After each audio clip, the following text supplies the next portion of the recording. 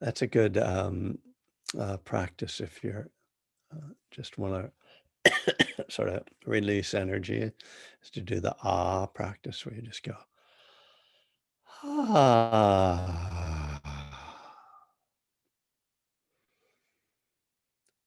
ah. Hmm.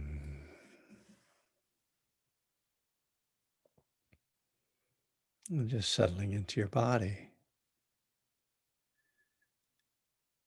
How are you feeling right now?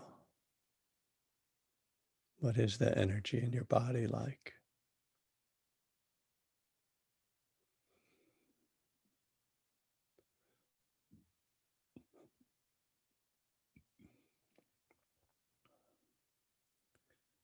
And just feeling the breath in the body.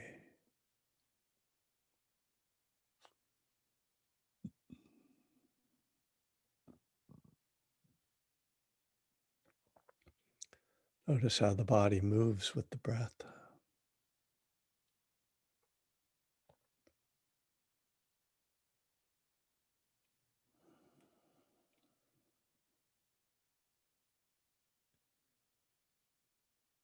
And then let your attention just move through, either from head to toe or toe to head, through the body, just finding points of tension or sensation, just releasing any tightness if you can. Anything that doesn't want to be released, just see if you can accept it, just allow it to be there, not fighting with it.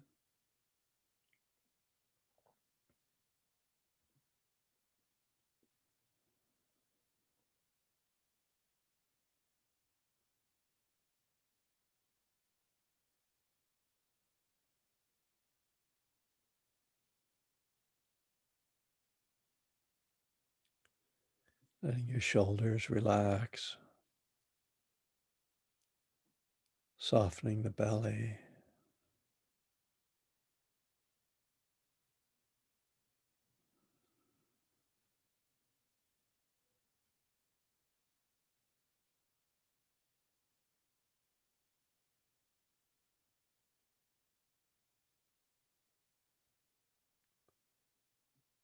See if you can feel your whole body as a single object.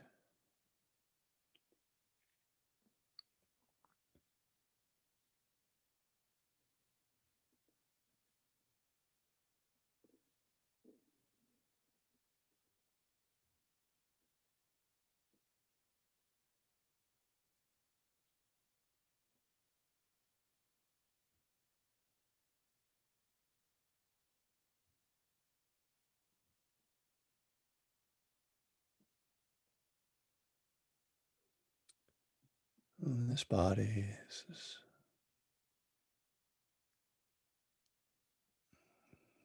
whole realm of sensation,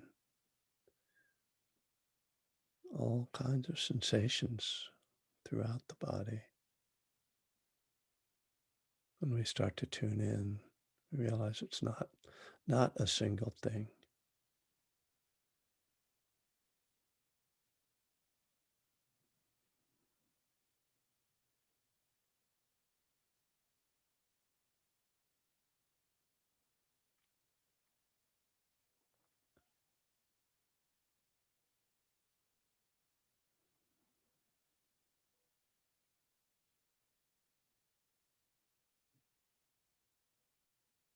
Oh, if you're in a space where there's some sound, some noise, or background sounds,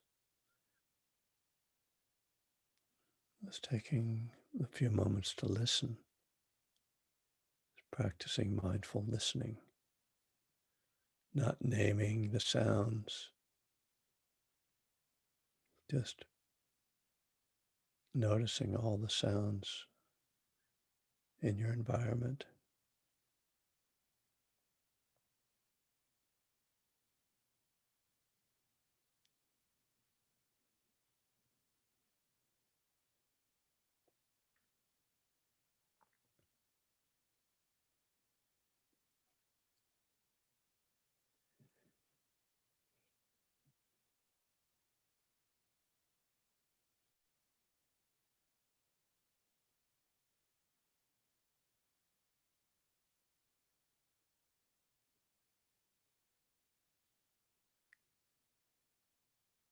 And then checking in with how you're feeling on the more emotional level or just mood.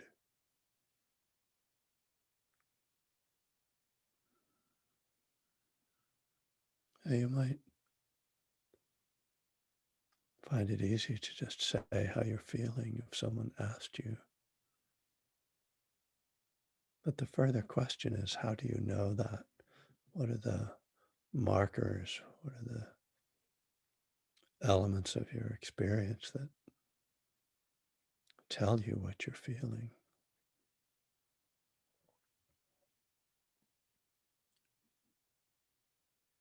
So with this practice, we suggest that you can get at this question through the body.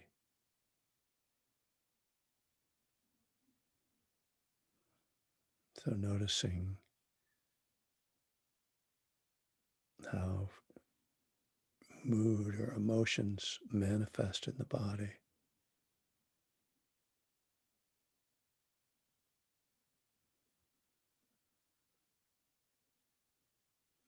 The first and perhaps most obvious place to start with this examination is in the chest and the belly, the torso.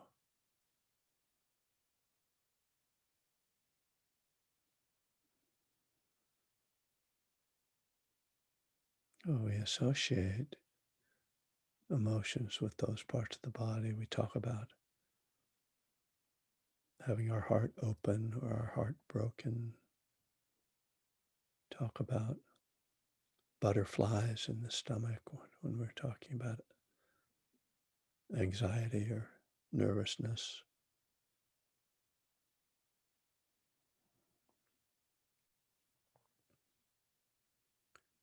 or a hole in the gut when there's grief or sadness.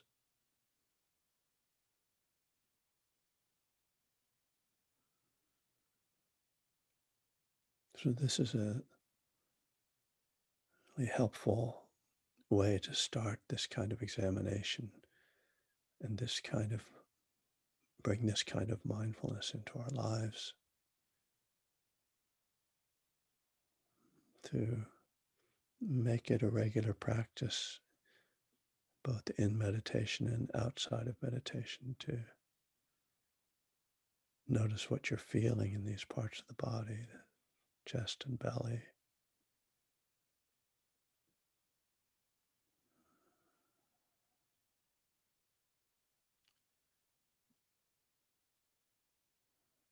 And you may even notice a connection to your thoughts or your kind of attitude, present moment attitude. When you're feeling a certain way, you have certain kind of thoughts.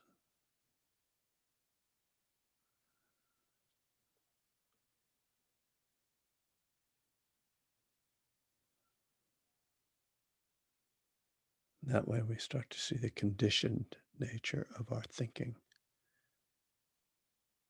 That as much as we claim to be rational or logical, that oftentimes our thoughts themselves are just conditioned by our mood.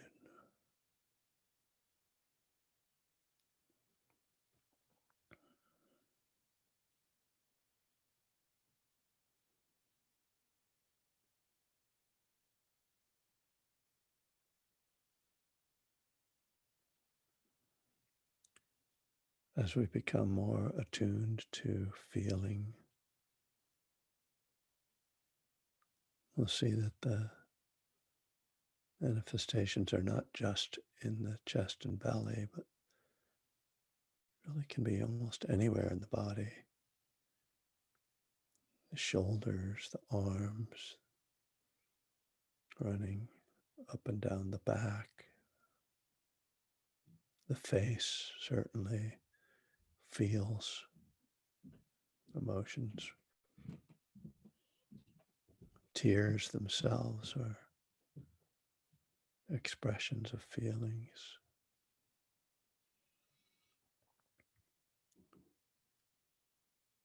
So this then helps us to attune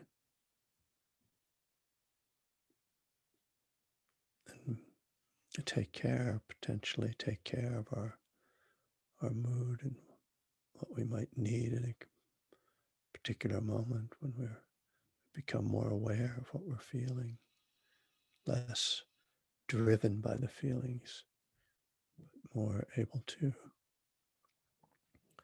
just allow them to be there without them generating words or actions that might be unhelpful.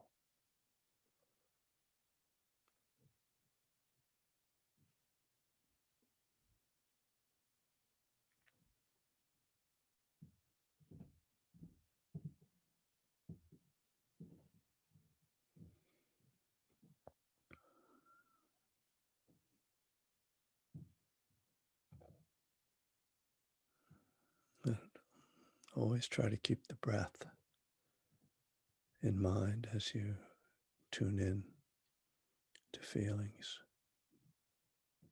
The breath will help you to stay grounded, not to get swept away and lost in the feelings.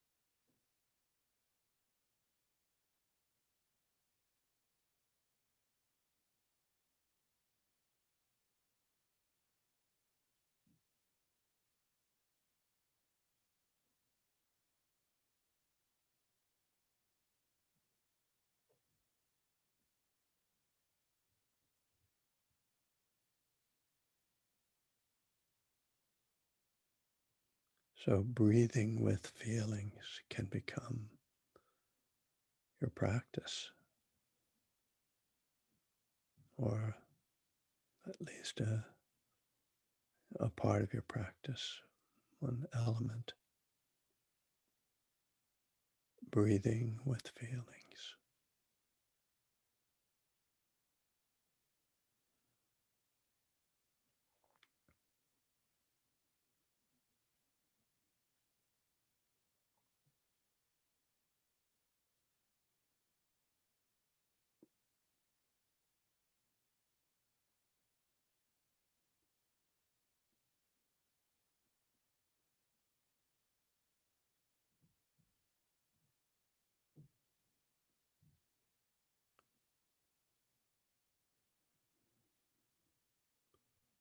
For addicts, but perhaps for anyone, to do this work is challenging, takes some courage and definitely some care.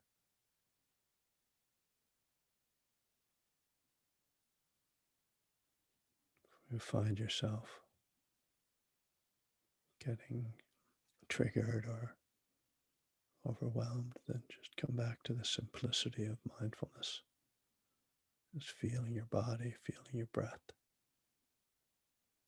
letting go of the focus on mood and emotion.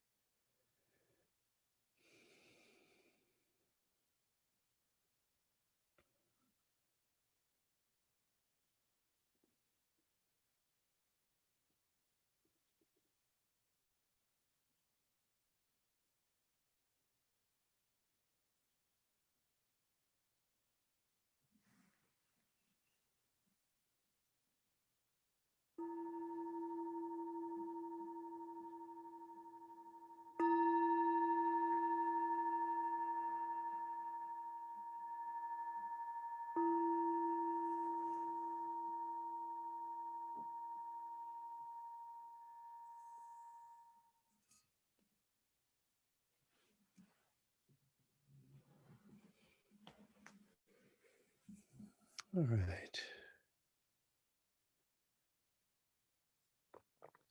So you might be wondering why that was such a strange guided meditation. Welcome to my world, as they say. Um, but, we've been, for those who are new, uh, these last now 10 months, we've been working with my book, One Breath at a Time, my first book. Uh, and we're in step 6, and uh, a lot of the focus on step 6 is feeling feelings, and this is really for me like a key element of practice, and I'm going to talk a little bit about this moment of sort of starting to learn this practice, start to think about it as a practice. um, and it's got its challenges for addicts. We uh, certainly one of the motivations behind our addiction is our um, problems with emotions, or either our inability to manage them, or and our wish to suppress them or to create good ones, um, and then becoming numb to feelings, and all of that is complicated, particularly if there's trauma involved in our history, because it's not so easy to just feel your feelings if they come out of that kind of really disruptive experience.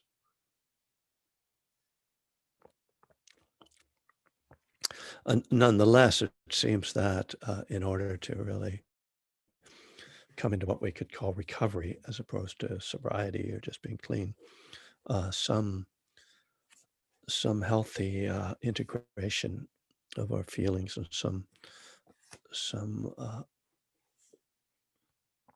some degree of becoming friends with our emotional life is really at the heart of that, right? It's all the rest is, there's a lot of work we do around recovery, and but but if we never can get comfortable in our own skin, it's going to be really hard to sustain, and it's going to be really just painful. So I'm going to go to this section of the book called Feeling Feelings 2. Uh, and it's on page 146 if you're interested in it. And much of this section is written in this sort of narrative way that I used in the book, where I'm sort of describing scenes of being on a retreat. But the opening paragraph, I actually want to start here, um, where I say that my own experience with learning how to feel began on the 3-month retreat, and this is a 3-month retreat I took in 1981, um, which kind of was a marker. Uh, Up to then, I had worked with the formal practices my teachers had offered, following the breath, noting thoughts, sounds, and sensations, and watching my experience arise and pass away moment to moment. Now I would have to learn a whole new approach to meditation. So I glanced at that this morning and thought, I don't want to skip over this little paragraph, uh, because I don't want to suggest that what I am offering here in terms of working with feelings uh, is a superior practice, or one that should uh, be used instead of other practices. I think that, my experience with meditation is that, different moments call for different tools. It's the proverbial toolbox. And that to become a, I'm not sure how to describe, I don't want to say a good meditator. It's not a useful term. Uh, but to become a sort of mature meditator, shall we say, Um, one one is, I think, best served by learning a variety of practices and becoming adept at responding to given moments with different tools, kind of developing somewhat of an intuition and just experience to know, oh, when I'm feeling this way, it's really helpful if I do this. And so there's this, a palette that we draw from, this range of tools. And so I list some of them here, following the breath, obviously a very basic tool of meditation, but one that's just never goes out of fashion. It's just forever useful. And as I was talking about in the guided meditation, can also be integrated into other forms of mindfulness, as when working with the feelings, when we breathe with the feeling, and sort of having the breath there as kind of a supportive element. Works when we're doing loving kindness practice. Feeling the breath with the loving kindness is is really an effective tool. So the breath is yeah, really just such a wonderful uh, thing to integrate. Then I mentioned noting thoughts, sounds, and sensations. So this practice, I don't teach much in a formal way, but at this time, which was 1981, that I was when I first 1980, 81, I learned Vipassana meditation. The What was particularly emphasized in those days uh, was this practice that comes out of the Burmese uh, Buddhist tradition, and particularly was known through Mahasi Sayadaw, a very famous 20th century Burmese Buddhist teacher. I'll actually put his name in the uh, chat here, Mahasi. So, uh, uh, Mahasi Sayadaw.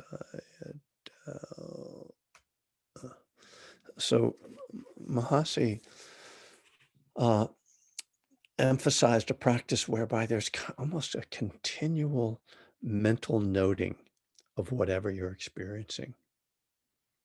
So you sit down and it's like in, out, then you have a thought. So you might just note thinking, thinking. You realize you're thinking, thinking, thinking. And then you come back to the breath, in, out, in, out. So you're noting the breath as well, right?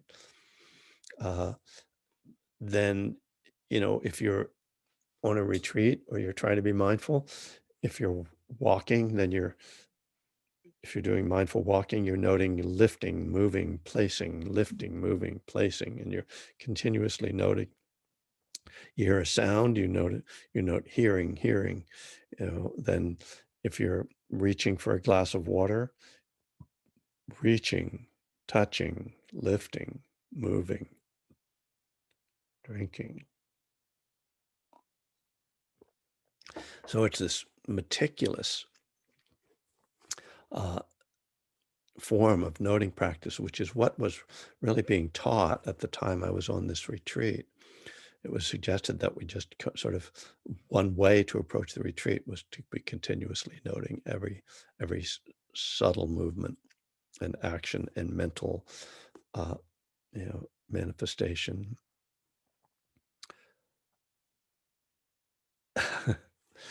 It's a really interesting practice and very educational. Uh, and what it particularly does, I think, is points to the type of attention that mindfulness is asking of us. This just to not to just be like, oh yeah, I'm here, I'm sitting here, I'm breathing, I'm hanging out, but to really and then what can arise out of that potentially is tremendous concentration and focus, because you're paying such close attention. Um,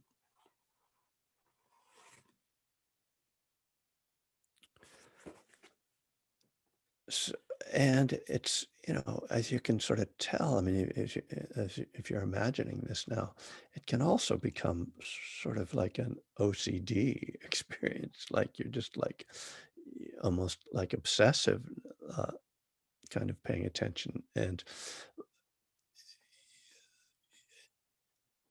I had my concerns about some of the people in that retreat that they were, uh, anyway.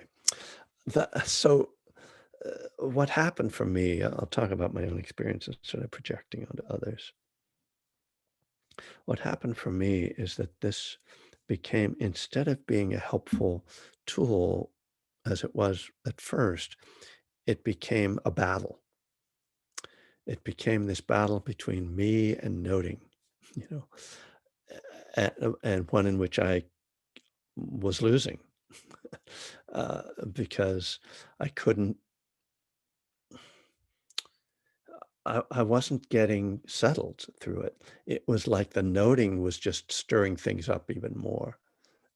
And um, and oftentimes the noting would then trigger a judgment, a self-judgment. "Oh, there I go again, I'm thinking again." And I would start to get into, it's recommended that when you're noting thoughts, that you start to note different types of thoughts. So then you're sort of noting that you're always fantasizing, or you're always, thinking in certain ways. Always is an exaggeration, but it seems that way, right? That there's these repetitive types of thoughts, and instead of it sort of a letting go happening, what happened for me was that there was more clinging, but clinging to a negative state, like this isn't working. And and so at a certain point, I really let go of that. Um, excuse me.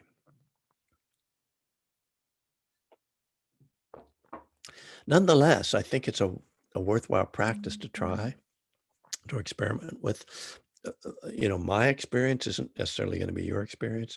And if you're interested in learning more about Mahasi's practice, and actually a really great book, uh, Jack Kornfield's first book, which is now called Living Dharma. It was originally called Living Buddhist Masters.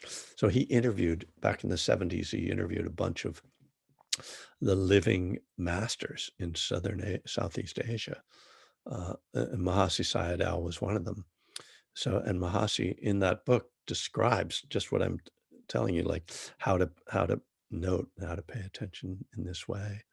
Very interesting. Nonetheless, going back to this retreat experience, um, this, I found at a certain point this wasn't working for me so well. But I I don't, I don't so much feel like reading this section of the book, but I want to tell you sort of the story of uh, these experiences, which is, so I'm on retreat. I've been sitting for a couple of weeks. It's going to be 3 months, uh, which is kind of scaring the hell out of me. Uh, It sort of still does, actually. I have not sat another 3-month retreat since then, so I think I was a bit traumatized by it. I was not sober. This is fall of 1981. I got sober in June of 1985. But nonetheless, I certainly wasn't drinking or taking drugs on the retreat. I was very kind of innocent in that way, because apparently there were people who did things like that, but I was a good boy. Um, but I'm sitting the retreat, and I know many of you have been on retreats, so there's kind of a settling in the process. Now, when it's a 3-month retreat, there's sort of uh, it's almost like the settling in adjusts to the length of retreat. If you're going on a 5-day retreat, it takes you like 2 days to settle in. If you're going on a 10-day retreat, it takes you like 4 days to settle in. If you're going on a month-long retreat, it takes you like a week to settle in. If you're going on a 3-month retreat, it takes you like a month to settle in. So it's all relative, shall we say. I'd been sitting for a couple of weeks, and, I was sort of settling, but there was this kind of fogginess And it wasn't just sleepiness, but it was sort of like I just didn't feel like I was fully present. So each morning, one of the teachers, and there was on a retreat this long, when there was 100 people on it, there were many teachers, and they would alternate giving meditation instruction. And Joseph Goldstein was one of them, and Jack Kornfield one of the others. And and so this particular morning, Joseph had given the meditation instruction, and after the instruction, I went up to ask him a question, which you know on these retreats, again, if people have been on retreats, you meet with the teacher every few days. The rest of the time, you're kind of on your own. So if you have sort of a pressing question, it can be difficult to like get it answered. But there he was, and so I kind of rush up to the dais where he's getting ready to walk off, and I say to him, I'm settling. Well, I have this dialogue here. I'm settling in okay. I mean, everything's going fine, but there's a kind of dullness. And he just like turns to me, looks at me, and says, "Don't be afraid to feel." And then he walks away. Now, Joseph doesn't know me at that point. I've sat this my second retreat with him. I've been in some interviews with him, but I'm just a face in the crowd. So I'm a little taken aback by this comment. Don't be afraid to feel. You know, just turn to me like, "Oh, don't be afraid to feel. See you later." Like, what? I'm like, "What? What? Who? Me? What are you talking about?" And, my first reaction is like, how can you say that? Like, I'm a very emotional person. I'm depressed all the time. Like, doesn't that show how in tune with my feelings I am? Uh, but, I take it as a kind of challenge. Okay, what's he mean? What have what am I not feeling? And as I say here, feelings have always been my problem, feeling too much. So, I think this can't be right. But so I do walking meditation, and I start to try to tune into what what am I feeling? I just start asking myself, what am I feeling? Um, and so that goes on, but it's just a few days later, I'm pretty sure well, in the book, I say it's 2 weeks later. So that might be right.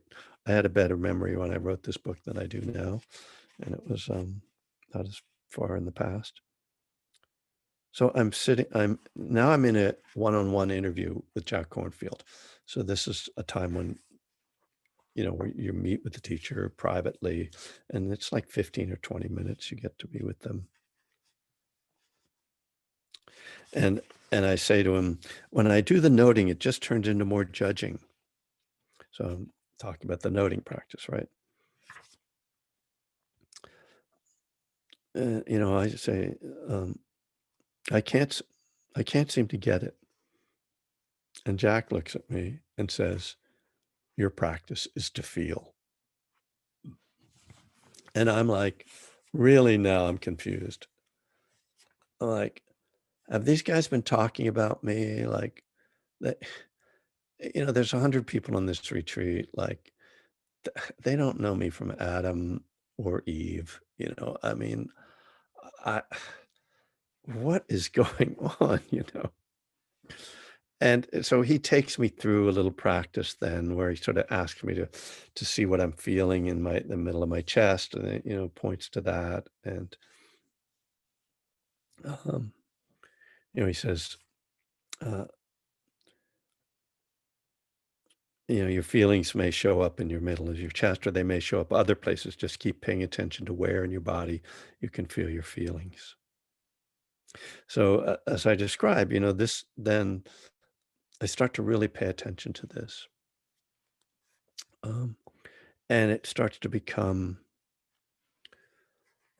not just something I'm paying attention to when I'm walking, but when I'm sitting. And, because I'm on a long retreat, my mind is really gets clear, and you get into this very spacious quality anyway. So it's very powerful no matter what you're doing. I mean, you sit in a silent retreat for months and stuff happens. But because I'm focused in this particular way, it's starting to be like the way, if I can try to describe it, it's like I'm leading now with the front of my body. When I'm meditating, it's not that I'm physically leaning forward, but it does feel as if somehow there's this opening and like leaning forward into the what I'm feeling. And it's instead of being a sense of resistance or even inquiry, like what am I feeling, it becomes a practice of like opening, like bring it on. Let me just feel. Just let it wash through me. And because it's in that, again, intensive environment, there's so much clarity. Things don't tend to get stuck, right? They just tend to kind of wash through. And I start to just be able to sit with it. It's just like feeling waves of feeling. And they stop being really emotions as much as just energies. And they become concentration objects too. And just like we can pay attention to the flow of sensations in the body, you can start to pay attention to the flow of emotions, just as energy's passing through. So that really changed how I meditate, and it's never been the same since then. Um, which is why, in this chapter in the book, there are 3 sections called Feeling Feelings. Uh, and the last one I think is interesting as well. We'll get to it at some point. But, it's as a teacher, it's always been a challenge for me to figure out how to pass this on in a helpful way. Um, I don't know, first of all, that everybody needs to practice in this way, uh, or that, this is the right thing that I should teach. But it's also such a sort of ephemeral thing to try to offer to people. It's like, well, feelings, but they're in your body. So they're not sensations, but they're not sensations. And they're it's part of your mood, but what is a mood after all? And it's really like a tricky thing to talk about. Eh, I go to the suttas, to the early Buddhist teachings. Uh, Very difficult to find anything that correlates with what we're talking about here. If you look at the 4 foundations of mindfulness, and maybe we should do that, since I'm bringing this up, in the coming weeks. It's hard to pinpoint a place where the Buddha is actually talking about what we in our culture call emotions. There's the first foundation is just body. Second foundation is Vedana, which is an untranslatable word. We translate it as feeling, but it's not emotions. It's the initial impact, pleasant, unpleasant, or neutral, of every sense or mental experience. Well, that's not an emotion. That's just like a sort of uh, trigger. Okay. So then the third foundation of mindfulness, translated as mind states. And we're like, well, is that thoughts? Well, it's, is there, uh, is the mind concentrated? Is the mind spacious? Is the mind, oh, mind states. Okay. Not quite emotions, but there's an element. I mean, we can see feeling has an element of emotions, body has an element of emotions, mind states have an element of emotions, but none of not one of them sort of encapsulates what our again, what our culture would in our language would be an emotion. And then the fourth foundation, even more difficult to translate as dharmas or phenomena, but it's, seems to be a bunch of Buddhist lists, the four foundations of mindful. Well, I mean, sorry, of course, not the four foundations, the five hindrances, the seven factors of awakening, uh, the four noble truths, the five aggregates. Again, not emotions. So, okay, um, hard to pin down. I don't know if I'm being particularly useful or helpful this morning, but you know, I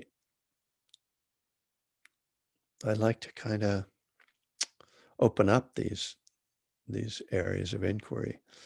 Uh, I don't think it's that helpful for me to give answers that I don't 100% believe. I could, and I know there are teachers who do that, who will just tell you this is what it is. Uh, Maybe you should go to them. They might be more helpful. But in any case, coming back to this root practice, I think for particularly for people in recovery, learning to work with these energies in a mindful way is invaluable. Whether it's like in the suttas, whether I can communicate it or not, you have to explore it for yourself. And as I say, carefully, because again, if you have a history of trauma, these are the places where it can really get triggered. And at the same time, if you have a history of trauma, this is how it can get healed. If you can integrate those feelings, it just has to be done very carefully, and that's best done probably one-on-one with a therapist. But you can, I mean, you can, I think, work around the edges and carefully um, uh, on your own and in this kind of setting. So I've rambled on. Uh, Thank you, Vil. Don't confuse it with another book called The Living Dharma by Sri Dharma Prabhupada Acharya. He's not a very liberal and open person. Okay. So Living Dharma is by Jack Kornfield. Uh, I will put in his name. So, oh yeah, thank you, Sanjeev, about EMDR, which I don't like pretty much zilch about, but I have also heard that's great for working with trauma. So thank you. If anybody wants to speak out loud now, we have a few minutes, uh, and you're welcome to unmute or raise your hand uh, in the raise your hand in the fake sense, the electronical sense.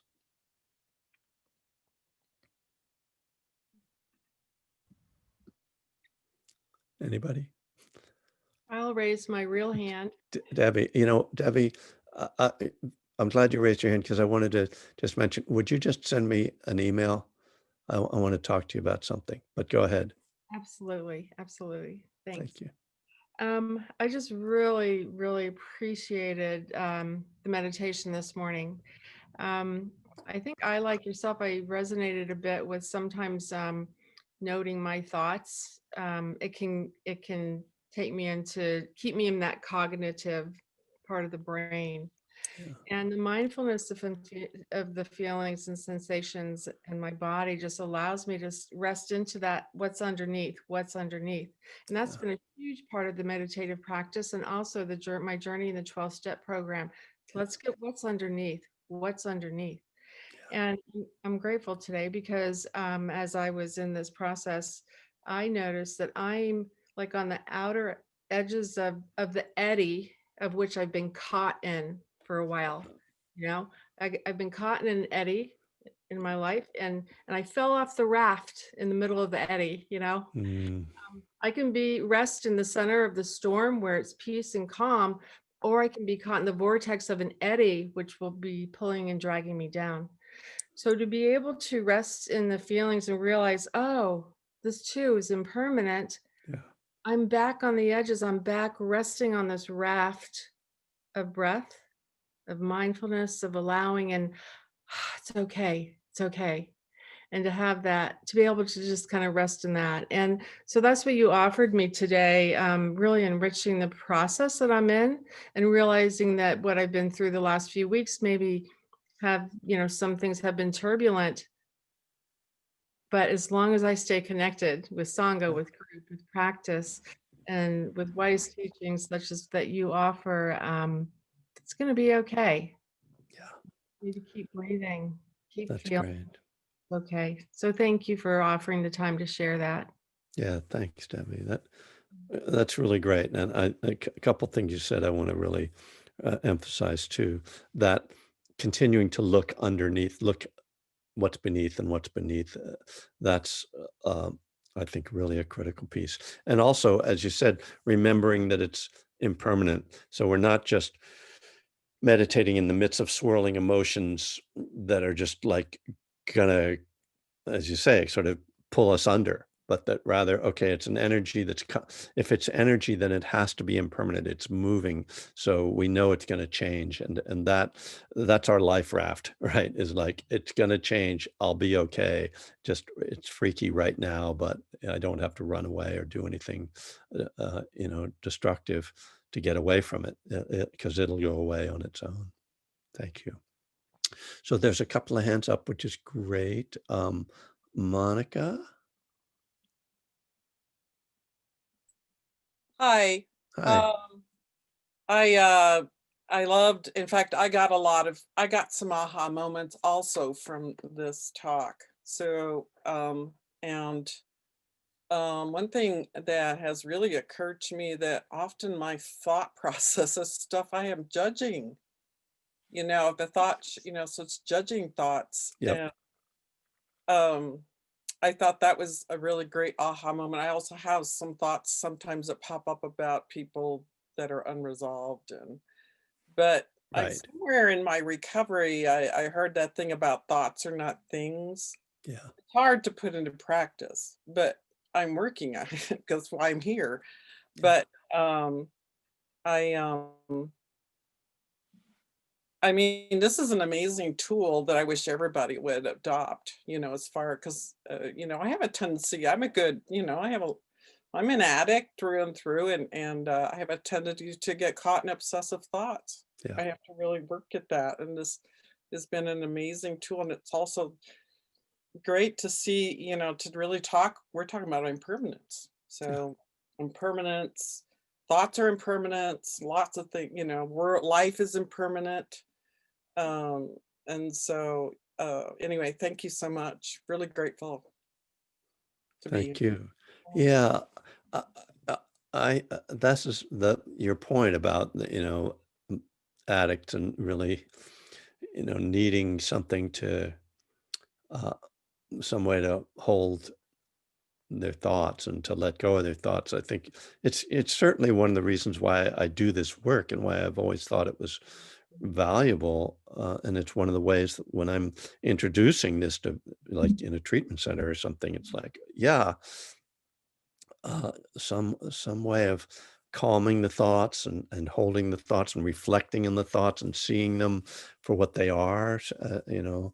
Uh, Feelings aren't facts and thoughts aren't facts. They're just uh, and pointing out to people like you can think something one day and the next day you can think just the opposite. So they're not, how can they be true? How can they have some absolute validity to them? So yeah, really critical thing that observing thoughts, right? The very idea, oh, noticing, oh, that was a thought. What was that? Oh, I was just thinking this. Well, that's a revolutionary action to do that, to question that. And it's really what is so transformative in this practice. So one more, Gail. Hi, nice to see you. Hi, thank you, Kevin. I have your book, and maybe this is a plug for your book, but January 19th is called Counting Breaths. Uh-huh. That's what we were talking about today. And it ends with counting breaths is mostly for times when you're especially agitated or restless. And so I added what you said today about feeling my feelings turns out to be easier, more natural practice for me than noting thoughts or watching my breath. So I like that you gave me something in addition to, not necessarily an alternative, because the today's reading in your daily reflection is about when I'm especially agitated and restless, which is where I usually start. It's Right. most, and as I go through it, somewhere around 30 or 40 minutes in, then I start to feel myself really settle. And I have ringing in my ears. And the interesting thing is when I start to settle, the ringing just kind of comes down about 3 or 4 decibels, and it just sort of quiets out, which is the most amazing realization that it's like, oh, wow. Anyway, so I guess a book about you. And so it's a great book. I get to read it every morning. It gives me something to read and think about. And if you don't have it, this is a plug for your book. I suggest you get it. Thank you for the book. Thank you. Just total plug. And if people keep buying it, I'll be able to just retire and stop doing all this nonsense. It'll be great. But thank you, Gail, and please feel free to rewrite or add anything to that book. It's it was my effort, but everything is incomplete. They say that James Joyce used to go around to bookstores and pull his books off the shelves and and do make marks and scratch lines out and rewrite lines. So if James Joyce wasn't satisfied with his writing, I can be. Yeah, and I think you're reinforcing my point also that this is a collection of tools to be used, and just as you're saying, not just like, oh, today I'm going to do this practice, tomorrow I'm going to do that practice, but rather that in the course of a period of meditation, you might use several different tools, and you want to be very intentional with that, not just like, oh, I'm sick of this, I think I'll do that.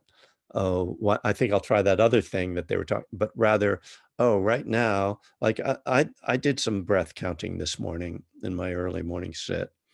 Um, just as like I do count the breath, go through like 1 to 10 a couple of times just to kind of settle, and then I can move into a more, for me, more organic practice of sitting with feeling, with breath, with body, and so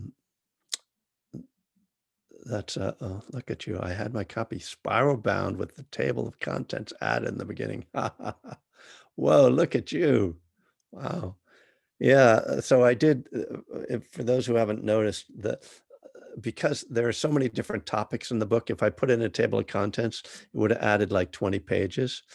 Um, but so that people can see what all the topics are, I put them on a web page on my website, and the URL is in the preface of the book.